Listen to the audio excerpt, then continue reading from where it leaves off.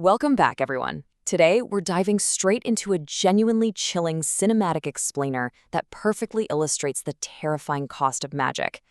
We're going to break down this beautifully crafted short story about a young, poor boy named Ollie.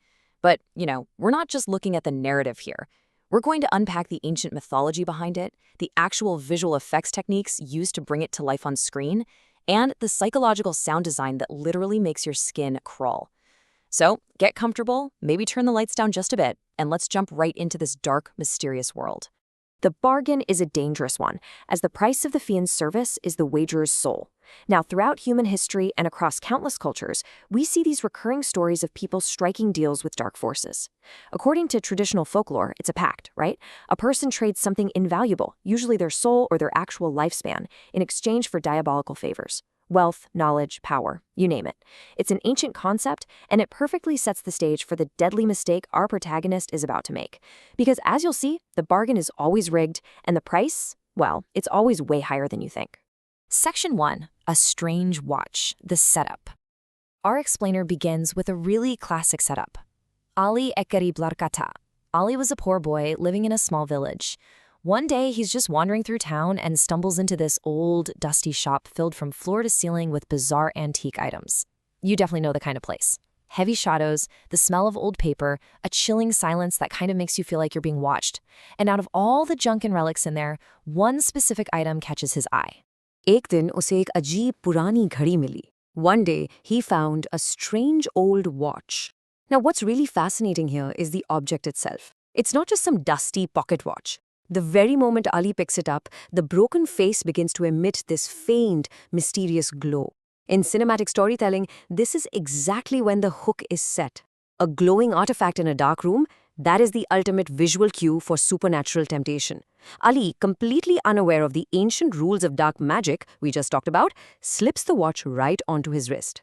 Section 2. Time stopped the inciting incident. And that brings us to the exact thrilling moment Ollie presses the button on the side of that watch. In an instant, all the ambient noise of the world just cuts out. No wind, no voices, just complete and total silence. जब उसने घड़ी पहनी, वक्त रुक गया. When he wore the watch, time stopped. The entire world suddenly freezes around him. And this brilliantly illustrates the visual power of this narrative. Just imagine the cinematic shots here. Ali walks outside and cars are stopped dead in their tracks. Birds are literally frozen in midair. Raindrops hang completely motionless in the sky, almost like tiny glass beads.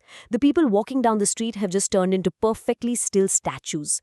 Ali is the only thing moving in a paralyzed world. It's a staggering visual. But how exactly do filmmakers pull this off in real life? Let's step out of the story for a quick second to look at the mechanics behind the magic.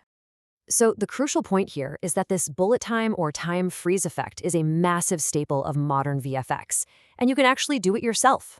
First, you absolutely must lock your camera on a tripod. If that camera moves even a single inch, the whole illusion breaks. Second, to get items like raindrops or falling objects to float, filmmakers suspend them using tiny transparent fishing line. And here's a fantastic pro tip from our visual effects source material. Make sure you use non-elastic string. Because if you use elastic string, the objects will jiggle and bounce, totally ruining the freeze effect. Finally, you bring the footage into a program like After Effects and use a tool called a rotobrush to rotoscope, which basically means digitally cutting out the elements frame by frame to freeze them in place. It's super technical, tedious work, but man, it creates pure on-screen magic. Section 3. The devil's bargain, short-term gains. Let's get back to Ali and see how this all builds up.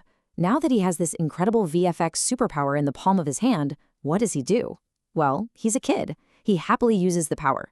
Whenever a test gets handed out at school, he clicks the watch, freezes time, looks at all the answers, and becomes the top student without even studying. He uses it to effortlessly win races and games in these awesome cinematic slow-motion shots. For a brief, glorious moment, he is the absolute hero of his village. But here is where the narrative sharply shifts from excitement to pure dread. Yes, Ali's getting all these massive short-term gains, passing tests, winning races, but after a few days of playing the hero, he looks in the mirror and notices something horrifying. His hair is starting to turn stark white. He feels this deep, aching exhaustion deep in his bones. The terrifying catch is finally revealed. The watch isn't stopping the world's time, it's stealing Ali's actual lifespan. every single time he presses that button, he loses 1 full year of his life. This directly taps into a highly documented academic concept. In Stiff-Thompson's Motif Index of Folk Literature, this is literally categorized as motif M210 and M211, the Faustian bargain. Originating heavily from the legend of Faust and the demon Mephistopheles, it's a deal where a person trades their soul or life to a demonic force for earthly favors. We see this everywhere in history, from the rumors about the 18th century violin virtuoso Niccolò Paganini trading his soul for musical genius, to the legendary blues musician Robert Johnson meeting Satan at a crossroads. The rule of the Faustian bargain is completely universal. Dark magic always demands the ultimate price, and unfortunately, the human always loses in the end. Section 4. The terrifying truth. The cost revealed. Returning to our story, the tension just skyrockets. Ali realizes he has aged decades in a matter of weeks, and the physical toll isn't just happening to him, it's happening to the artifact itself. To really sell this chilling realization, filmmakers rely heavily on horror sound design. Just like in classic suspense thrillers, the audio literally dictates our heart rate. As Ali realizes his life is draining away, the soundtrack drops the cheerful music. We start hearing heavy, isolated ticking clocks, constantly reminding us of the time slipping away. We hear massive cinematic booms, dark ambient drones, and these sudden pitch drops that create that psychological feeling of your stomach just completely dropping out. It is audio engineering designed specifically to induce anxiety. Paired with that dark ambient audio, we get this incredibly haunting visual. The watch begins to physically decay right on his wrist. Its previously inviting, magical glow slowly dies out. It turns a sickly pitch black. Deep, jagged cracks violently appear across its glass face. Ali is completely trapped. He's just a young boy, trapped in an aging man's body, losing precious years of his life with every single tick of those hands. And it's right at this moment of absolute despair that the shadows in the room seem to lengthen. A mysterious old man steps out of the darkness. He looks at Ali with this creepy mixture of pity and malice and delivers this chilling, unforgettable line. Ye khadi waqt deti nahi, waqt leti hai. This watch doesn't give time, it takes time. It's the ultimate confirmation of his deadly wager. The old man is basically the physical manifestation of the curse, cementing the terrifying truth that Ali has played right into the trap. Section 5. The cycle continues, the desperate climax. This drives the narrative right to its desperate peak. Ali is utterly terrified. His youth is gone, his life is draining, and the walls are closing in on him. He knows he has to break the curse before it kills him completely. So he sprints out of the village, running as fast as his newly aged legs can possibly carry him. मगर हर बार घड़ी इस्तेमाल करने से उसकी अपनी जिंदगी कम हो रही थी. But every time he used the watch, his own life was decreasing. He runs frantically through the dark forest until he reaches the edge of a rushing river.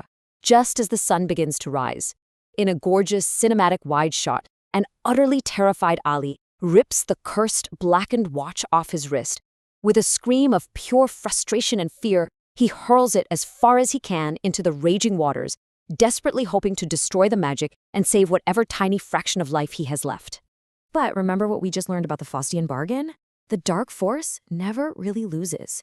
We get this haunting final cinematic shot, an underwater close-up, as the cracked watch sinks deeper into the dark, murky depths of the river. That sickly black color fades.